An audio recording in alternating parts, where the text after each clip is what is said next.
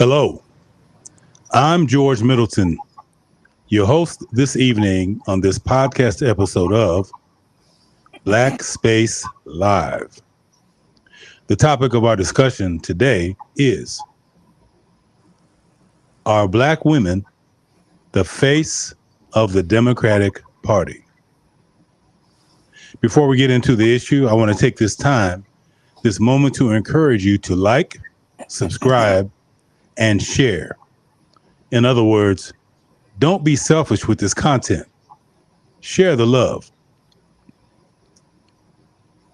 Before we get into the heat and meat of this discussion, I want the watchers and listeners to know the contenders in the ring today.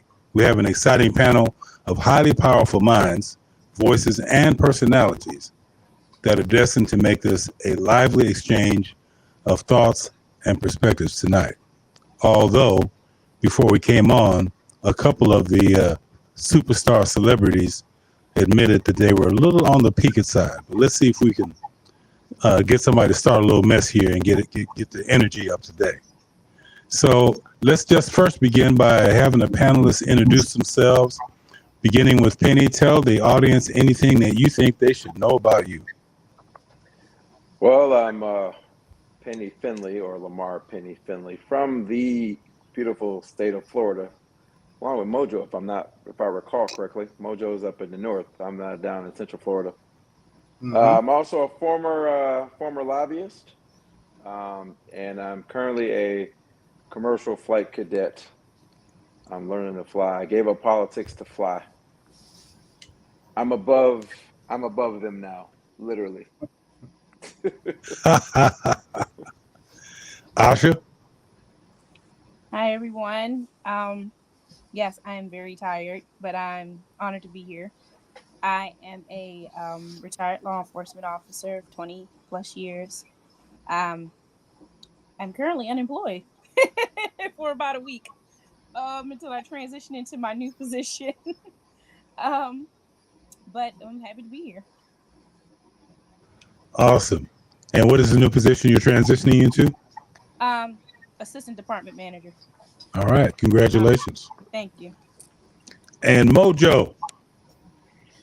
Evening. I'm William Muldrow Jr., affectionately known as Mojo.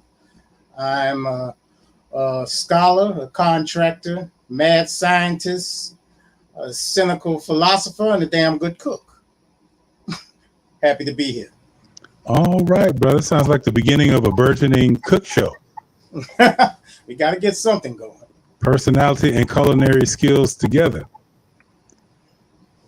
Okay, so let's set the baseline. Let's throw out some names of the movers and shakers of African American women considered influential in the Democratic Party today.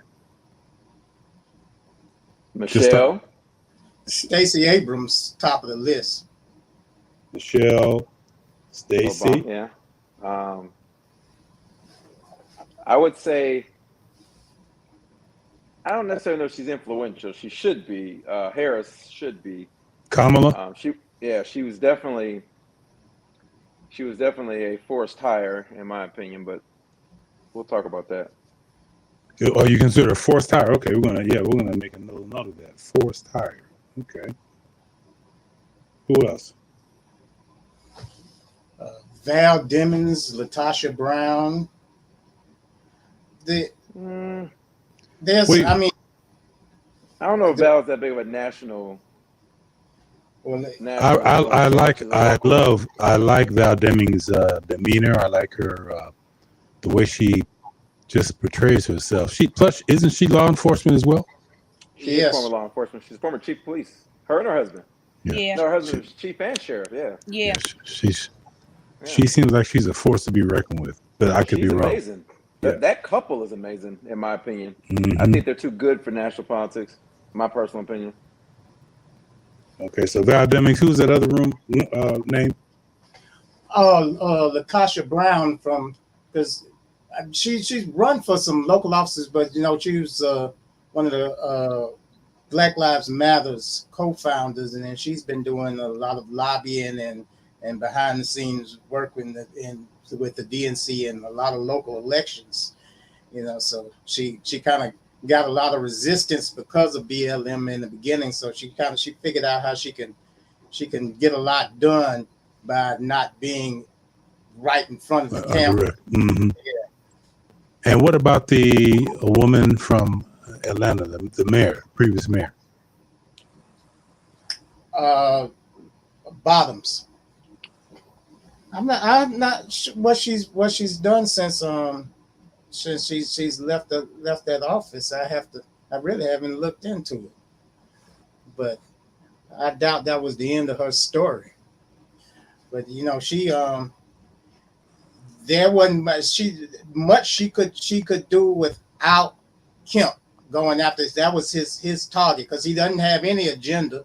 He doesn't have any plan. His whole life is about attacking black women and seeing how popular that is with his base, which it is popular with his base.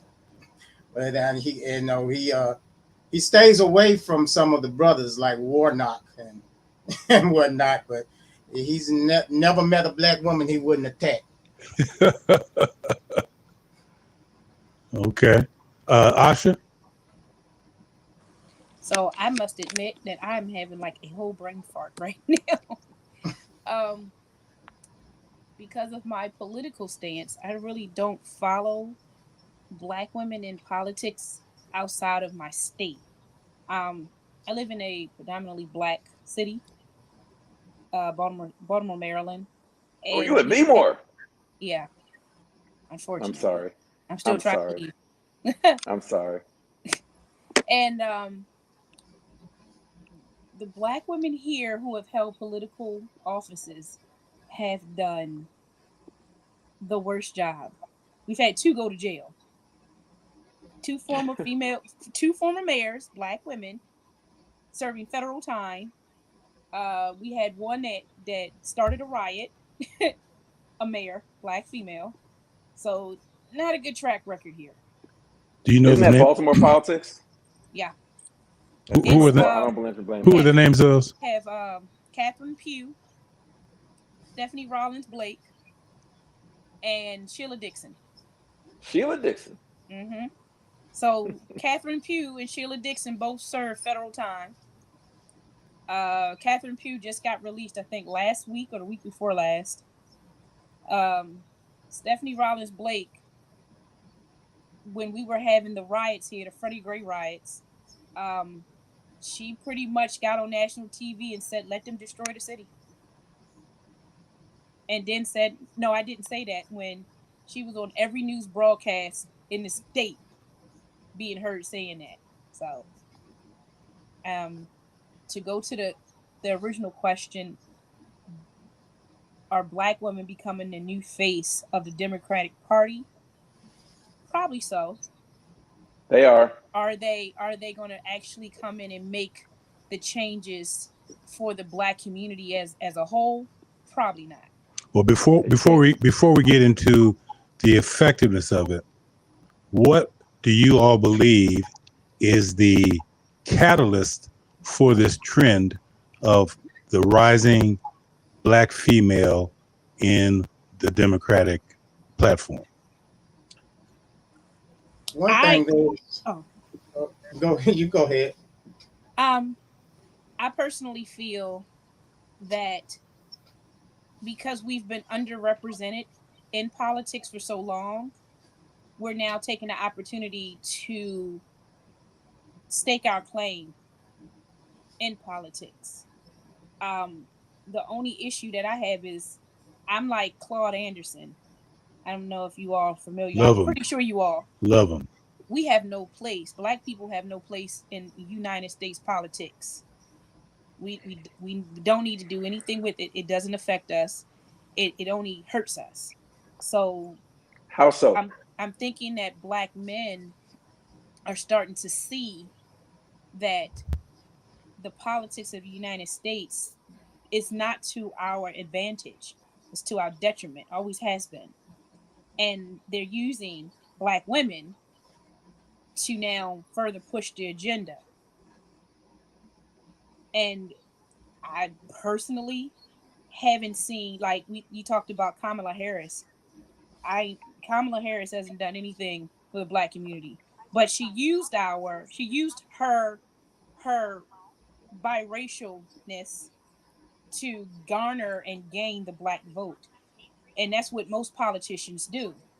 Is they get the token Black person to come and garner the Black vote, and that's exactly what she did. And everybody ran out. Oh, it's a Black woman in office. I ain't heard a word from Kamala.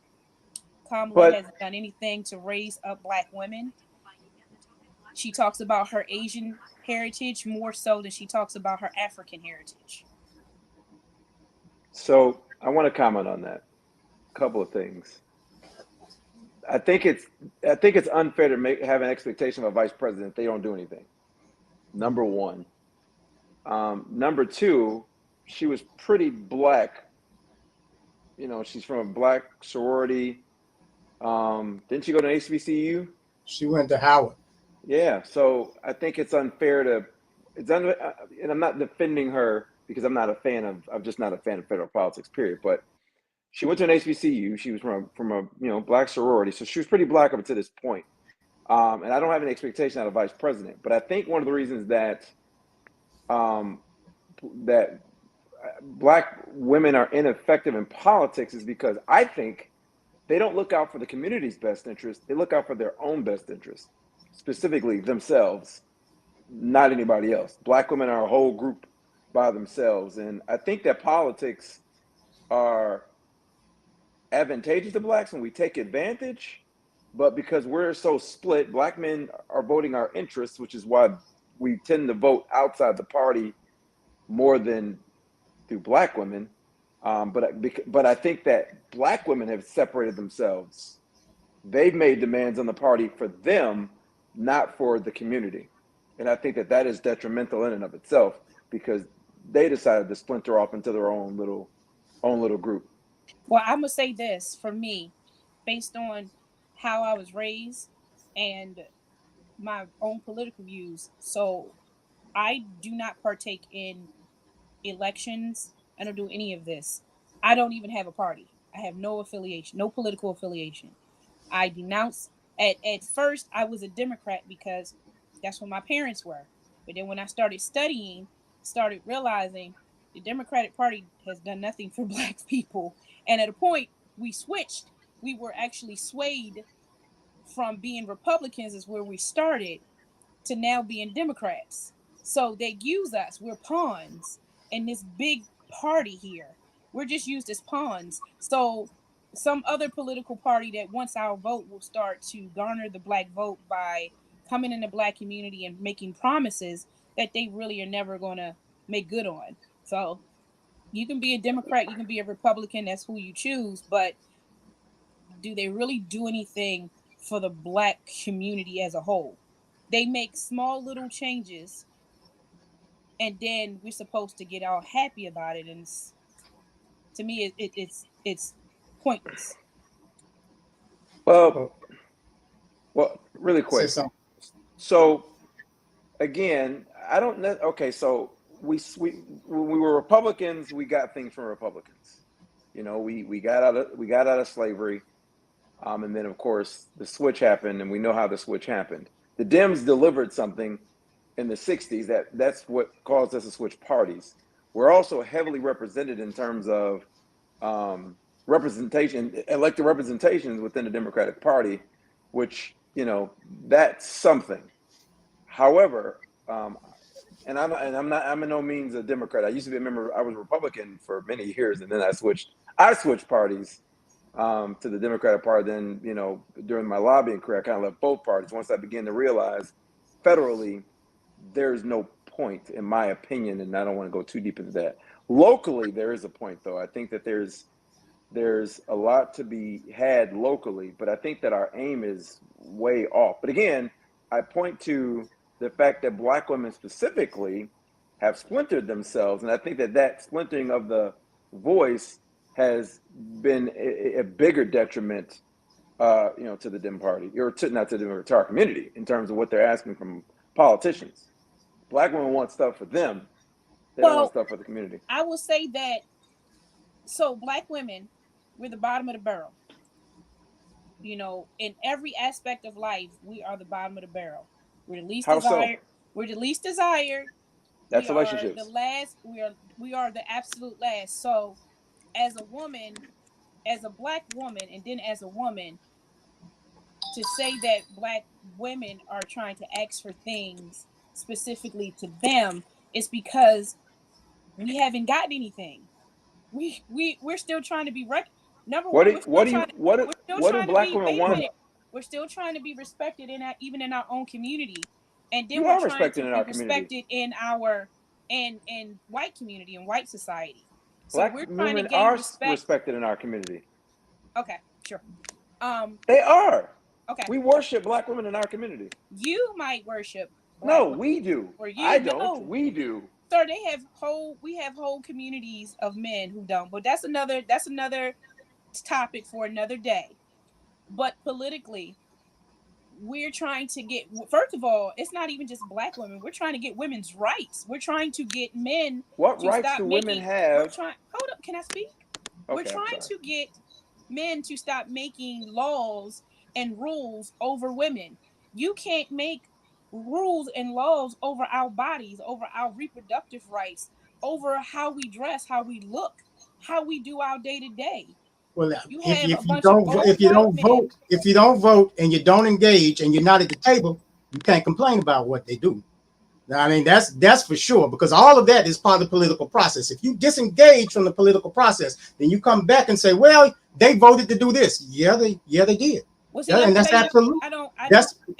I'm just saying about why the question is, why are black women now trying to have a seat at the table? And Penny said that black women are trying to get stuff specifically for them and no one else. And that's not true.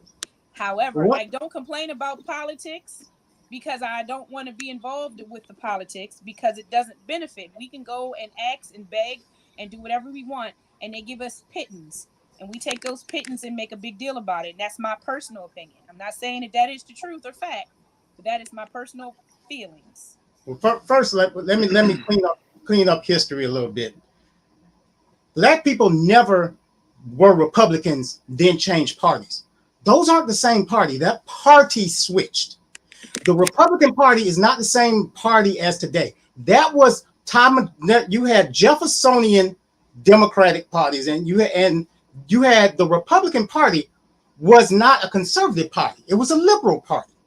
When you had the Southern strategy and the Dixiecrats, that's when you have a shift. But you have an entire shift of Republicans went to this side of the floor, Democrats went there. They are only the same in name. There is nothing remotely similar about them. And either one of them could have chosen the.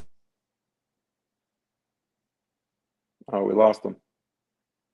Or I lost y'all. He was getting ready to get fired up too, man. Yeah. While he's working his way back in, there's a couple of themes here between you and I. George, I can barely hear you. Yeah, George, your mic is still. Is this any better? No. A little bit. It's just a hair better. It's not much of an improvement. What's going on? We have technical issues today. All right, let me try something else.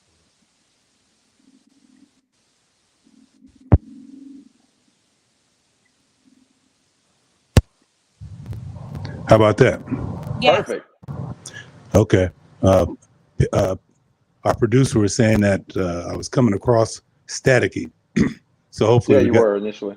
So hopefully we got it figured out. And while Mojo's working his way back in. So Penny's got a pretty hard line view about just the quality of the African-American woman in the Democratic Party. And you're saying they're pretty much out for themselves, not necessarily out for the community. Exactly. And then Asha is like, hey, first of all, politics doesn't even make sense for our community. Going along with the guru of our community, Dr. Claude Anderson, we get no respect as a racial demographic in general. And then to add that extra layer, the African American woman, the woman in general, is getting no respect from the male politicians, as evidenced by this recent ruling behavior on abortion.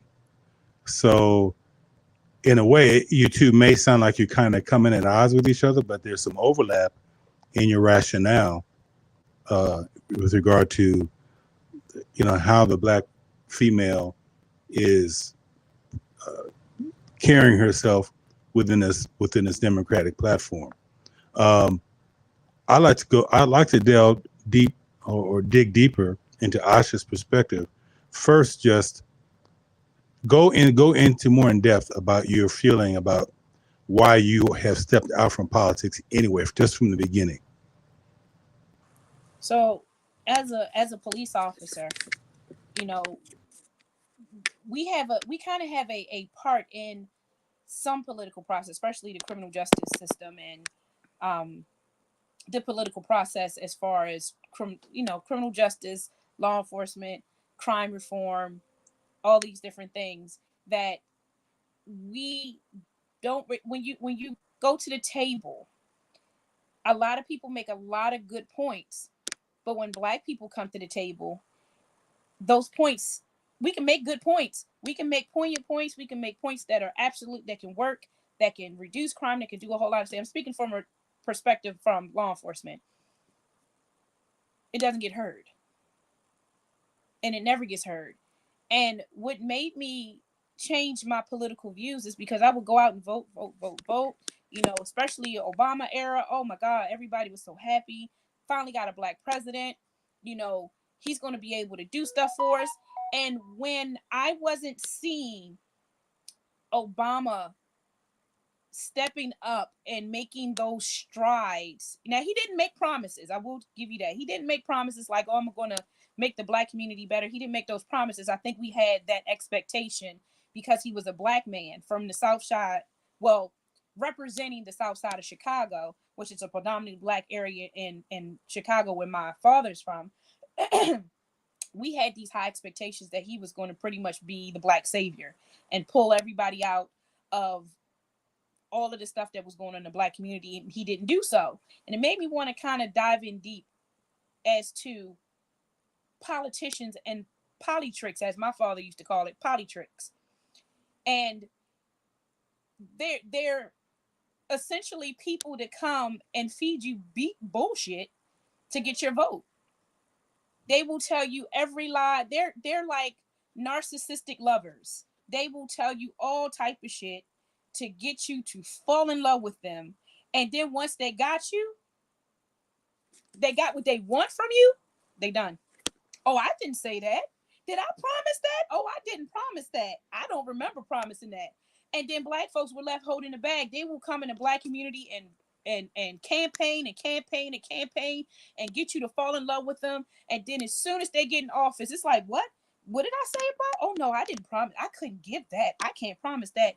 And I'm like, when are we going to get tired as a community of people making and breaking promises to us? I know we have a history of being victims, but when are we going to stop being victims? And it's funny because when I mentioned the name Claude Anderson, a lot of Black people haven't even heard of him. They don't know who he is. And, when I started listening to his lectures and even following him now as an older man, he's like, we have to put our listed demands out there. And until those listed demands are met, we're going to withhold our vote until we get those demands met. Until somebody comes and sits at the table and negotiates on behalf of the Black community so that we can get our needs met, because we're making sure everybody else's needs are met. We're going out, we're voting at large, we're going out in droves. We're having rock the vote events and we're voting. But they're just using our numbers to get what they want. And then we get nothing. So let me interject here real quick because you're hitting some good points. And I hate to stop the flow with the tech question, but can you all still hear me okay? Yeah. Okay. And I'm sure I'm going to get a note from my producer if I'm still choppy from what he's hearing. So I love your term that you accredit to your father, politricks. That you could write that, put that on a book and write that. because that's definitely what I think our Oh, country's. that's his favorite term. That was his favorite term, politricks. That's a powerful one. Um, and then your question: when are we going to stop being victims? That's a very powerful question. With Dr. Anderson, now Penny's heard me go through this diatribe ad infinitum because I'm definitely a Dr. Claude Anderson fanatic. It's 5 floors of success. The first floor being economic. Mm-hmm. Then from the economic, you go to the political floor. Mm-hmm. What we're doing as a racially demographic is we're just going right to the second floor. We have no economic muscle. Right. So we're not able to have any influence on the second floor. Right. And until we change that paradigm, we will continue to be victims.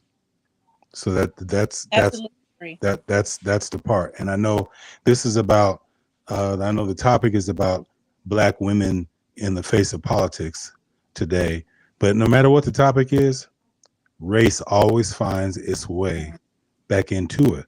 And the solution to these problems goes right back to Dr. Claude Anderson's prescription, which we in 222 still have not collectively decided to do.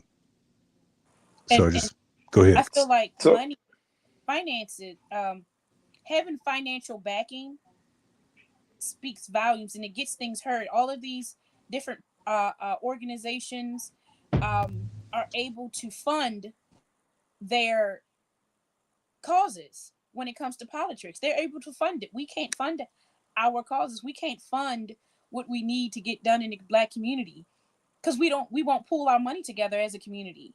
You know, I think if I'm not mistaken, you know, we're probably among the only community of people that don't come we don't come together collectively financially and pool our money together to fund different political agendas. So we're asking for different things, but we don't have the money to go to the table. We can't go to negotiate with nothing. I have a question. I want to interject. How did Black, so, and again, I'm going to get kind of back on the subject because I disagree. I don't think that we're voiceless. All politicians use voters to get elected. That's just the nature of the game. But the squeaky wheel gets the grease. Black women proved to be very influential in Georgia. They've proven to be very influential nationally. The vice president is a Black woman. The chair of the Democratic Party is a Black woman. And there are a plethora of very influential Black women in Congress. But are they influential in the Black community, or are they influential in their We don't make demands from them as a community. Black women want black, and again, because they're the face of the Democratic Party. Black men aren't really as influential. Our women are, but they're not making a demand of Congress for anything other than representation or agenda items that are important to them. For example, the student loan issue. That's much more beneficial to Black women and women in general, because y'all hold the lion's share of student loan debt because y'all have the degrees and the enrollments, and so that's still on the table, and I'm pretty confident it's going to come to fruition pretty soon. As far as the local issues, there's no demands. There's no demands. Our boys are suffering exponentially, and considering the overwhelming majority of our boys in our community are, parented primarily by Black women, you think that that's what the demands would be to improve the community long term, but it's not. Wait a minute. What community are you in? Are you in a predominantly white community? Because the community that I'm in, all I see is Black women rallying for Black men, rallying to protect them from the police, rallying going to their politicians and creating petitions and all kinds of things to protect Black men. I How see is black that only women. beneficial to black women? Listen, I spent 13 years in politics, state, I local, and federal. understand that you spend it in politics, but did you spend it in your community?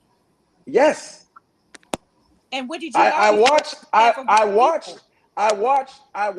people? But my biggest lobby in behalf of black people was education, because I watched, for example, in the city of Milwaukee, I watched the state allow public schools and charter schools use black people as pawns to tear each other up over the little funding. So what I suggested is that you stop fighting each other, unify, demand better education, and get more money for the both of you, for both groups. But no, that's not how it panned out. So, But but that was black women that did that, or was that a community? yes. You had black women on the side of public schools saying we don't want charter schools and private schools, or the getting money, the choice schools getting money. Then the black women on the choice side, these public schools suck and we want our schools to get money. I kept saying, listen, why don't y'all join forces and make a demand for more money in education? Because all you're doing is fighting over the same dollar. But that group, and I'm talking about black women as a political group, not as a group of women. The black women as a political group, they don't want anybody that's not a black woman telling them anything about their agenda. Case in point, again, they made demands that the Dems give them a black woman for vice president, which I thought was a stupid demand. They made a demand to get a black woman in the Supreme Court. Another stupid demand. But these are black women that are pushing a white agenda. They're pushing a black woman agenda. They're not pushing a black woman agenda. They're pushing absolutely white pushing agenda. the black woman agenda. And a white woman agenda. What white woman agenda is Kamala Harris? Okay, stop right there. Because what I'm noticing here, the overall theme of your discussion really points to one particular area, but there's a lot of individual areas that you've hit. You guys covered like 3 or 4 different dilemmas within the relationship between the black female and the black male. So I want to delineate those some more. But before we go further, since Mojo's back in, he got cut off mid-sentence on what he wanted to bring in. I want to make sure his perspective is integrated within this conversation. Go ahead, Mojo. Well, one thing, people constantly come back to what did this black person, whether it be a black woman, a black man, when they get in office, what are they doing specifically for the black community? But before you ask that question, do you know what their actual job is? Is if them doing in the scope of their job, do they have the capacity to do the things that you want? Because usually when you actually look at it, the expectations of black people, when they say the black community, their expectations of the candidates are unrealistic, because that's not what the candidate does. And we do not have the luxury that particularly a white man in a position, they have a lot of latitude to do a lot of things that are not even part of the description for that position. They have a lot of leeway to help their friends. And no, we have exactly this much, exactly what you're supposed to do, whether you're a city commissioner, a county commissioner, whether you're a legislature, because from the day that you get elected, they're sitting there looking at everything you do. They're waiting for you to slip up. They're waiting for them to impeach you, to arrest you. You don't have any latitude to do anything outside of the scope of your job. And generally, what the scope is like when they say, well, this person asked for money, but that's not how money appropriations works anyway. No individual in any state legislature, no individual in the U.S. House has any ability to appropriate funds by themselves. So saying, well, this person didn't give money, that's not. Do we have realistic expectations of a candidate before you say, well, they didn't do anything? Just like saying, what did Kamala do? The vice president doesn't do anything except for the deciding vote in the Senate. They have zero other powers. They have to wait till the president dies and be the deciding vote if it's 50-50. What else is in their job description? But continue. Okay. Okay. You all still can hear me, right? Okay. Yeah, I Yes. can hear you. The question that you asked, I think, parallels with Asha's question. When are we going to stop being victims? But you phrased it differently. You asked, do these politicians have the capacity to do anything? Right? That's a great question. That's a great question. And the answer has to be no, because what does the politician need most to really be powerful in representing his constituents? Money. Money. Lots of it. They But that's need but that's support but of that's their base. federally though. That's They federally need though. what they need. Money. Listen, Ooh. everybody can get some funds, move somewhere. That's just part of the game. That's not power in a political position. What power is loyalty of your base. All right, because if you have loyalty of your base, you have enough job security that you can do some things, and you don't have to worry about being reelected constantly. For example, Mitch McConnell, he is in not just the poorest district in the United States, it's the poorest district in the world. The United Nations has listed his district as a third world country for 3 decades. For 43 years, he's done nothing for these people, and they vote for him over 90%. That's why he can do whatever he wants. Black voters are fickle. Once they put you in office, you might not have their support. So everybody else is looking while you're trying to keep your job. You can't do very much if that's all that you are doing is trying to keep your head above water. We don't necessarily support, the Black community does not necessarily support. Once they get in, we wash our hands of it. Let's see what they're gonna do for us. Exactly. But I want to move the focus away from federal politics, because the reality is federal politics is run by corpses. That corporations run federal politics. That's the reality of the game. Locally, you can get a lot done, and the incumbency rate is high locally. It is high. Once you get into some of these city offices, you're pretty much there unless you kick a stray dog or push down an old person. You don't lose those races. But first of all, and Mojo's correct. We want them in the office to say, "Ooh, we got a Black person in office," and then once they get to office, it's like, "Okay, you do your own thing." We don't make any demands.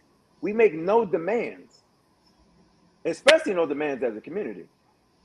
And I push back on the idea that, and again, I'm going to stick to this because I watched it. The black voter, and it drives me crazy that keeps saying the pushback. Well, we're not a monolith. When the black vote becomes splintered, we're not a monolith, which I think we should be, but that's another conversation another day. But it's two voting groups. There's Black women who are bound in lockstep with the Dems, and then Black men who, unfortunately, through Trump, showed that they're going to vote their interests. But locally, you can get a lot of stuff done. We don't make any demands. There's a lot of Black women elected. There's, that do what they. I mean, look at Lori Lightfoot in Chicago. She's doing what she wants to do right now. She's leading an agenda. It's more community based. Not necessarily Black women, but she's getting stuff. She's doing what she wants to do. She's pushing forth an agenda. So there is power in politics, but we don't make any demands. We make no demands. We want the titles. We want the offices. We want the elected representation. But when we get it, we make no demands.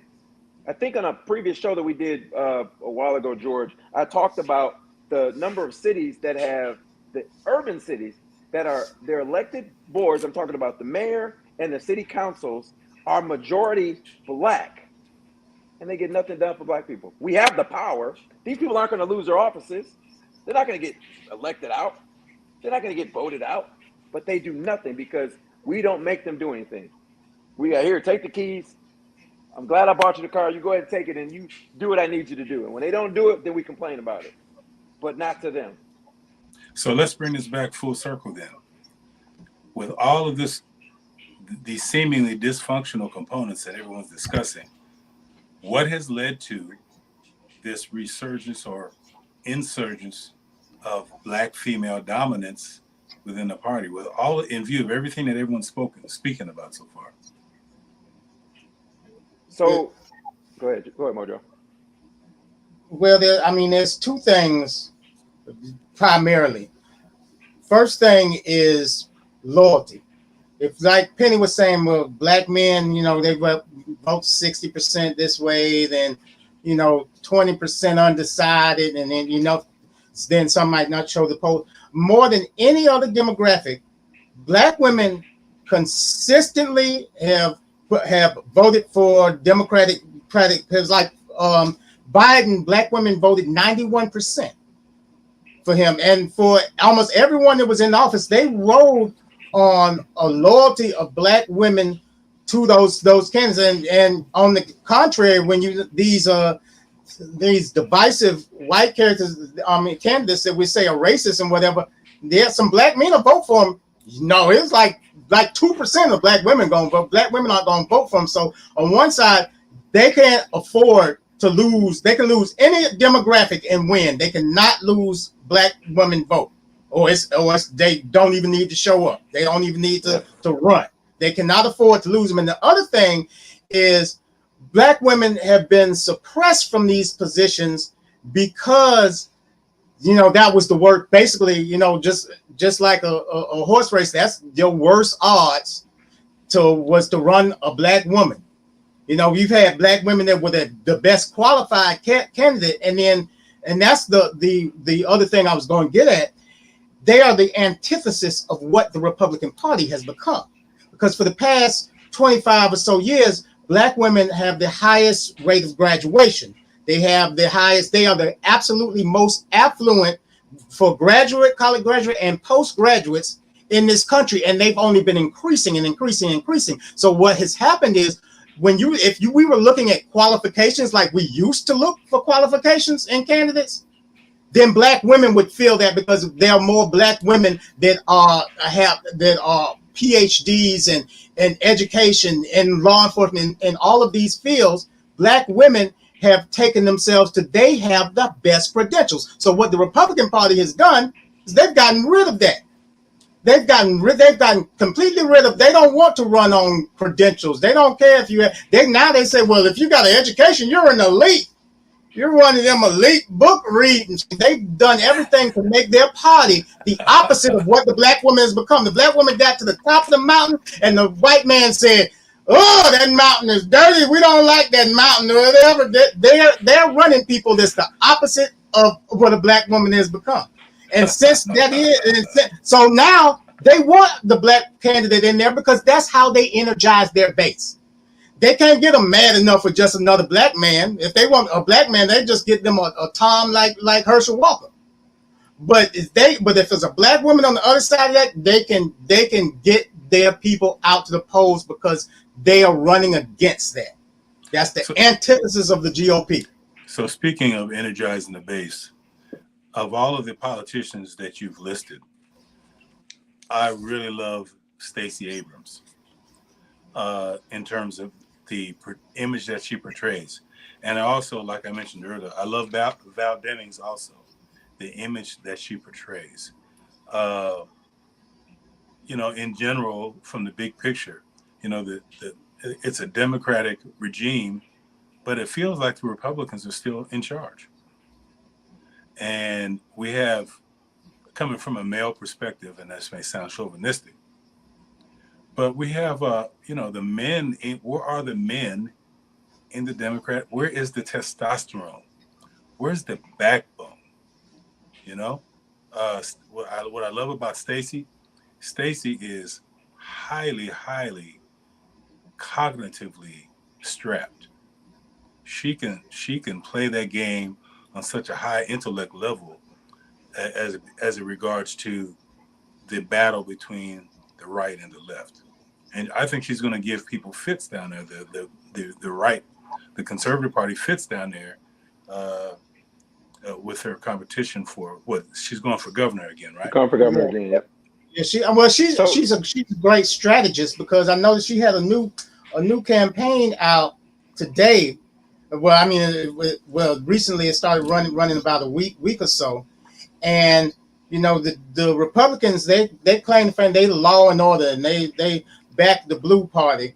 It was the Yeah, but well, they never were. They criminals. A criminal can't tell me they like the police. That's a lie.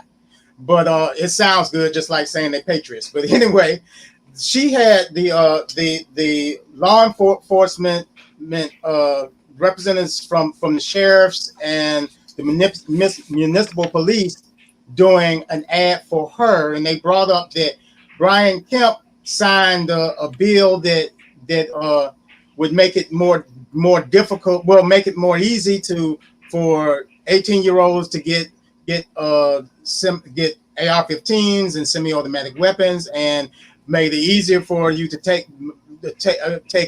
firearms in the movie theaters, churches, etc. And then they brought up, and this is a cop speaking in Stacy Abrams' ad. He said that, and he took $500,000 or so many thousands of dollars from the manufacturer of the AR-15 that was involved in this Texas shooting, and then he got this bill passed for the gun lobby and said, well, law enforcement, that's just going to cause more deaths and more crimes, and we're not. And so to hear that for a Democratic candidate, that's a landslide. That's a coup for them, because they traditionally back the Republican candidate regardless if they qualified, if they even honest. Let me interject. Go ahead. Sorry, Penny. Let me interject you. We have a person in the chat room. I don't know if you're following this. Tarot Destroyer. White Space Live. The question, I guess that's the equivalent to Black Space Live. Are white women the face of the Democratic Party? Interesting question. Then Tarot states that Maya Angelou supported Black genocide in 2010 with one speech. Maya Angelou praised Margaret Sanger's Planned Parenthood and raised $300,000 for their chapter in San Antonio. And then the last input here is abortion, the overlooked tragedy for Black Americans, by Representative Walt Blackman, 2020, at a ratio of 474 abortions per 1,000 live births. Black women have the highest ratio of any group in the U.S. So I want you all to just take this. I thank you, Taro, for submitting your very provocative and challenging perspectives. Let's see how this plays out with the panelists. Who wants to go first? I want to jump in here. I want to make a quick comment. So Mojo brought up some good points. I also said earlier that Black women are the bottom of the totem pole, and I was going to push back with some of the stats that he quoted. Black women are they're more educated than Black men. They're more enrolled than Black men. They own more PhDs than Black men. There's more Black female doctors, for example, than there are Black. Actually, I think there's more women doctors just in general than men.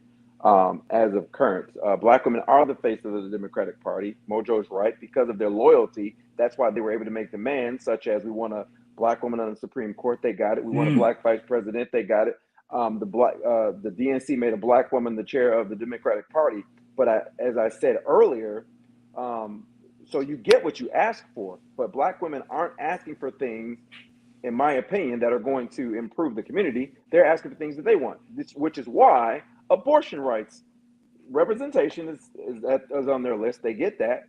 And abortion rights are on the top of their list. They get that as well. Those things aren't going to help the community as a whole. Not increase. And then student loans as well. All those things help Black women specifically. Those are the asks that Black women have asked for, and they've been asking for a couple of years, and they're starting to get them. And so they get what they ask for, but they don't ask for things that, in my opinion, are going to help the community. And when we talk about Black women out here protesting on behalf of men that are being killed by the police, I'm like, if that's how you're helping us, that's the equivalent to helping to raise bail money after somebody's been locked up. I want to stop it nipping in the bud. And that's my biggest problem with this, with the Dems and the representation. We don't ask for anything for the community as a whole. We could get it if we ask for it, We don't ask for it. They ask for things for them, and they Asha, get it. Asha, what's your perspective on that?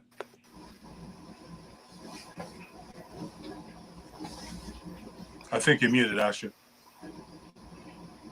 Yeah, she did it. What's We going can't on? hear you. All right, hold tight, guys. Hold tight. All right.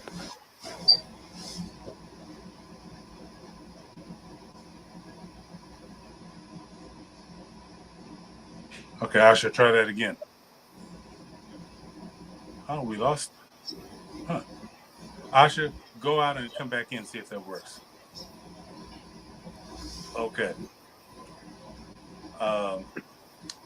So while Asha's coming back in, let's deal with some of this content from Terror Destroyer.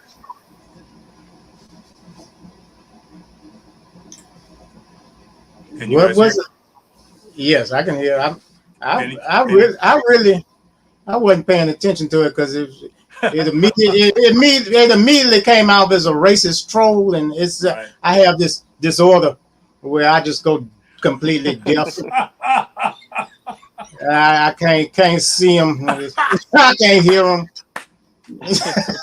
I mean, maybe he needs to find the white space live and go ask them a question because I don't got time for it. But Penny, where you at on it, bro? I mean, I've been in. This stuff doesn't bother me. I mean, I've heard worse. Mm-hmm. But with and I get it. There's a bit of a troll, but there's some truth there. This points to agenda items that are women black women who are the face of the party asked for. Asha said that it's politics, but politics works when you make it work for you. We're watching the gun rights folks, which is all Americans, and when I say all, I mean the majority of us. We love our guns. That's why mass shootings are going to be a thing we have to deal with for a while because we love our guns. Not to get too far off subject, I mean we're paying $5 a gallon for gas, right? And we're not slowing down our driving because we're going to do it. We love what we love. We love what we love, and we get what we ask for. But there's some truth to some of the things that, Hello? maybe a racist troll, but there's some truth to some of the things that she's saying. Yeah, I can't hear that. We got you, Asha. We got you back. Yeah, you're back. Okay, Asha, what were you going to say?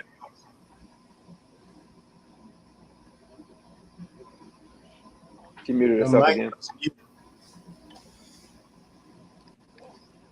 Some shows go real smooth, but for today, for some reason, technology monsters are getting in. Asha, can you hear us?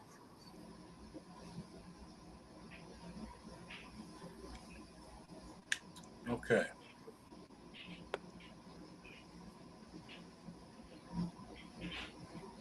Asha, any luck?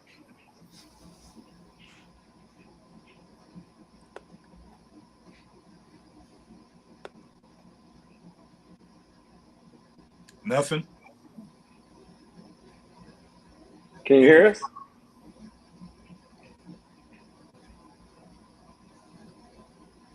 Unmute your microphone. Hear us? Oh, Can you hear me? Now we Yes. can hear you. We're here Yeah. now. Can you hear me? Yes. Yep. Can you hear us? Unmute your microphone. Hear us? Can you hear me? Now we can hear you. We're here now. Can you hear me? Well, this makes for an exciting show. Hold on. Hold on again. Hold on. Well, this makes for an exciting show. Asha, Yes. can you hear us? All right, Yes. we're straight. I had to do some readjusting. There we go. Sorry, listeners and viewers. This is social media tech world. That's kind of what happens. I don't know what's happening today, but we've had several shows that never experienced this before. So, Asha, you were going to say something in response to Penny. I want you to get your comment out there, and then we'll do some wrap up. I can't remember what I was going to say now. I wanted to know. As far as abortion rights, I know what the gentleman said in the comments about Black women being the number one, or Right. being the majority of people who, I guess, get abortions. Black And I women want to have know, the where do high. you get your Black statistical women have the data from? highest ratio. Yeah, black women have the highest ratio of any group in the U.S. Which, you know, when they do that, I think they really misunderstand what it means that to be 14% of the overall population, we can't be more than any other group in anything, except what it seems to be all of the negative disparities that we're in. But that's called disproportionate representation. Well, number one, the whole abortion bill is to stop white women from getting abortions. Mm-hmm. They don't care about black women getting abortions. They could care less. It's about white women getting abortions. That's why this is a whole thing in the news, in the Senate, and in government in general. They are trying to stop white women from getting abortions. They want to make sure that their white race keeps getting populated. They could care less about us getting abortions. We're not getting abortions like they are. They're the Exactly. ones that are running to the abortion clinics, getting the Plan B. They're the ones, these white women are doing that. That's why this is a hot ticketed debate. It has nothing to Yes. do with black women. Sure That doesn't. whole feminist movement has nothing to do with black women. They conned us into that. It had nothing to do with us. So your perspective that black women in politics and the Democratic Party are out for self, I think is not quite what's going on. I think it's about actually getting in and at some point being able to affect change. I don't think they can affect change today and right now, but it's getting their foot in the door and maybe paving the way for 2 generations from now to start affecting change. So to say, oh, black women are only out for self in the political world, in the political arena, I think that's a reach. I really think that's a reach, especially with the Penny, whole abortion thing. Penny, let me ask you this. You say black women are out for themselves. What about the black male politicians? Are they more altruistic? Is there a difference, or are they the same side of the coin? So, real quick response to Tasha's comment. You began the conversation and talking about the attack on women's bodies. That's the abortion argument. That kind of proves my point that it's not just white women that are, fighting for these rights. It's also black women. But black men in the party are beholden to the black women in the party. We saw what first lady do you all know of in recent history that caught as much attention and was elevated as highly as Michelle Obama was? In fact, they're trying to get her to run for office now. And she says she never wanted to run for office. Now she's considering it. But black men, at least on the Democratic side, are beholden to the black women in the party. On the Republican side, and this is a lot of black male conservatives take a lot of heat for this, because they are voting their interests. Now, I want to be clear to separate black male conservatives from Republicans and definitely from the far right, because they're not necessarily the same. But I pointed to earlier that black men tend to vote their interests and push their interests, but in the Dem side, they're beholden to the black woman's voice. They're beholden to their interests. That's why the top agenda items are abortion rights, student loans, and black female representation. And I laugh at the idea of getting your foot in the door. That's laughable, because on the local level, there's a ton of black representation. And even in the federal level, they're not pushing issues that would benefit our community as a whole. They're not pushing those issues. One problem I have with that is not just black people, but in the United States, we have the absolute dumbest electorate in the free world by far. All right, there are 170 democratic nations in this world. We have the only one where people are just so stupid they really shouldn't be allowed to vote. I mean, if you could ask somebody the simplest question, people don't know who their representatives are. They don't know who their commissioner is. They don't know, much less what they've done. But they're quick to say, well, they haven't done anything. And I've been working and with these HUD programs and the urban leagues and the capital community actions, building houses and doing rehabs for low-income families for over 30 years. And it's interesting. When I see these legislatures, like when Alan Williams was in Florida, I see them working for these Black communities, and especially like in Tampa area. And the thing is, all that work, all that burning the midnight oil, the voters don't know anything about that. They're not going to go and research it unless somebody comes out and tells them this is what you've done for the Black people. Black people are going to say you didn't do anything for them. They don't know that you was sitting there trying to get home loans for low-income Black families. They don't know that you were sitting there trying to keep them from gerrymandering their district so that they will never ever have a Black representative. They don't know what's going on, but they assume they know because they know nothing, and then they'll say you've done nothing. So I'm not certain, because most of these candidates have done a lot that people don't know of, and just because they don't toot their own horn, they don't get credit for it because they're just doing their job and then trying to help some Black people in the process. And you'll never know unless you literally research every candidate and see what they've done. And it's kind of survival, because when black politicians actually, when it becomes public knowledge they've done a lot for Black people, that's when they circle the wagons and make sure that you don't ever get back in office. But you can do a lot if you stay quiet. But if you toot your own horn, all the white folk gonna get together and say, we got to get him out of office. We got to get her out of office. So let's transition a little bit because we're coming to the end. Someone mentioned, I think it was Penny that mentioned that there's a clamoring for Michelle to come back into the political ring. Let's look at 2024 and the potential future for Vice President Harris. What are the potentials here? What are the avenues or possibilities for her with this next election process? And what if Michelle steps back into the ring? Thoughts?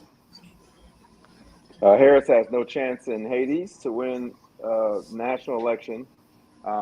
She's not very popular. She's not very. You need more than just intellect and ideas to win a national election. Hillary Clinton is a case in point, and I'm not a Hillary Clinton apologist, but the reality is, in terms of political, accolades or qualifications, she was extraordinarily qualified, but she lacked the charisma she was very disliked. It was all charisma. She's just a terrible candidate in terms of charisma. The smartest person in the room with the best ideas doesn't win the elections. The one that that quote unquote looks best to the electorate. I think Michelle Obama would be a super boost to the base. She's extraordinarily popular. She's extraordinarily intelligent. Michelle Obama does have that quote unquote charisma. She's going to get pushed back because that's just the nature of the game. People will say it's sexism and racism, but race will play a factor. Sexism doesn't. I don't buy that one, because women are the majority of the electorate. When women don't win elections, it's usually the charisma piece. That's why men win more elections. In my opinion, men have more charisma than women do. I disagree, because when not just women, people don't realize how primitive the voting is the minds of the white female voter is. They will vote for a white man, whether he's unqualified or not. They might vote for a Black man if white people support him. They will most of them vote for the Black woman. They will never vote for a Black woman, because they're not going to vote for a woman, period. Mm-hmm. They're not going to vote for a woman unless a lot of them are voluntarily handsmaids, tails, chattel. They are true, Mojo. How is that true when Hillary got more votes than Trump did? Hillary got more votes from because she didn't like everyone. Trump. Right. Yeah, but if you listen to them, they literally in the polls they asked women, "Do you think this country is ready for a male president?" And white women, majority of white women said no. Majority of black women said yes. But white women still voted. She still got more votes from women. They voted for Trump. They voted for Trump. Hillary. Black women voted for Hillary. White women voted for Trump. Over 60% of white women voted for Donald Trump, and that's enough to win because you got they are the largest. The numbers don't lie. No, that doesn't make sense. If white women are a larger piece of the electorate than our black people, are you going off opinion or are you going off of statistical data? I'm going off of data. Those numbers don't then make if sense. You're going off of data, then you can go off the data and not an opinion or not a feeling or an emotional response to it. The data doesn't lie. The data that doesn't make any sense. Let me break it down. Let me respond. If 60% of white women voted for Donald Trump, he would have won. He would have won by more than the 5 million votes he lost by. That math doesn't add up. There's more white women than there are black men and women. That number doesn't add up. That was his core. What took him in, his majority was massive. Every other group was on the fence. More women voted for Donald Trump than anything. More white women voted for Donald Trump than anything. Trump did best. White suburban women did not vote for Trump. White women did not vote for Trump. White suburban women are not. They the ones who wanted to vote for Trump. White suburban women. I'm saying white women. Okay, break. Trump's base. Trump. Go ahead.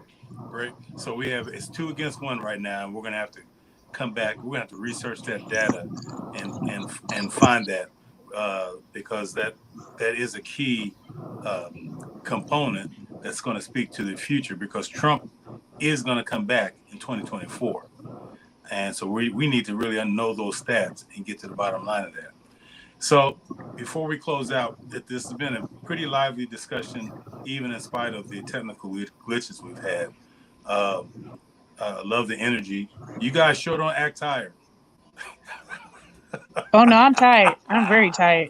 I'm telling you what, because it didn't show in the debate today. So before we leave out, I'd like to give everybody 30 seconds to leave on or to share a suggestion or prediction for the trajectory of the African American female in the political process. We'll start with Mojo. Well, the Democrats don't have a party without black women, and so either they include them or get used to completely losing more anyway. So it's not me. It's a foregone conclusion. It's just a matter of how many black women are really willing to take that route and go through that type of scrutiny and put themselves in the meat grinder to pursue these candidacies, because it's getting an uglier and uglier game, and it's no rules. So you got to just about be a saint if you want to run for office now, because the Republicans, they can be the worst person in the world and get voted for. The Democrats better be squeaky clean. Wow. Okay. Penny?